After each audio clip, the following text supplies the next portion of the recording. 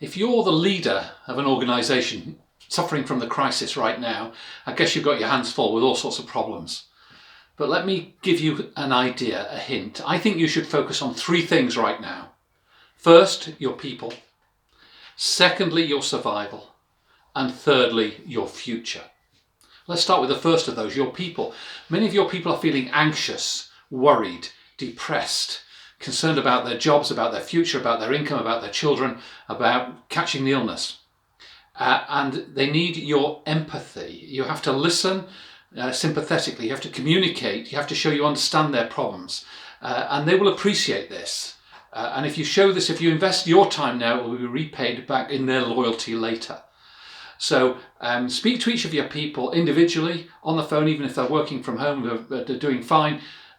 Talk about their personal issues if they want to, and show that you understand and you're sympathetic. And be flexible in how you let them work and the time they spend and the time they need for their personal and family issues. Secondly, your survival. This is critical, as you know. Some businesses are affected a little, some quite a bit, and some to a devastating extent, such that they'll never recover. But whatever situation you're in, if you're going to survive, there are three things that are really important. First of all, cash flow.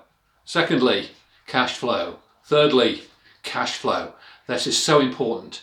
So what you need to do, as you know, is you need to look at all the areas where cash is going out of your business and see what you can slow down, see what you can stop spending money on. And secondly, you need to look at all the areas where money is coming into your business and see if you can promote that, if you can encourage people to give you early deposits or other ways of encouraging cash flow in. But certainly you should look at all of the outgoings, all of the standard expenditures, and see which you can reduce right now. And you may have to make some tough decisions. You may have to let some people go.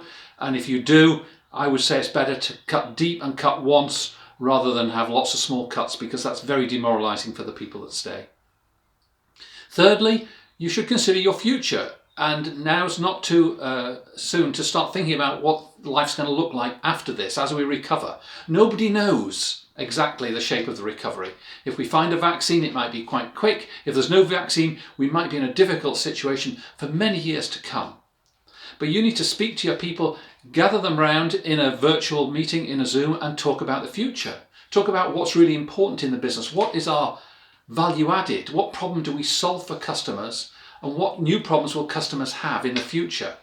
You know, the problems you solved last year are not the problems that customers have right now. They've got a different set of problems. And a good thing to do is to speak to some of your leading customers and ask them, what are the key issues that they face now and in the coming months? Because if you're going to survive, you'll survive because you can solve problems for customers. And you have to understand your customers and their needs. And you have to talk to your best people and ask for their ideas about how we can change, how we can pivot the business to become more flexible, lower cost, more suitable for our customers in the future. And that requires you to lead a good brainstorm meeting with your team. So there you are, the three things I want you to focus on: your people, your survival, and your future. Good luck.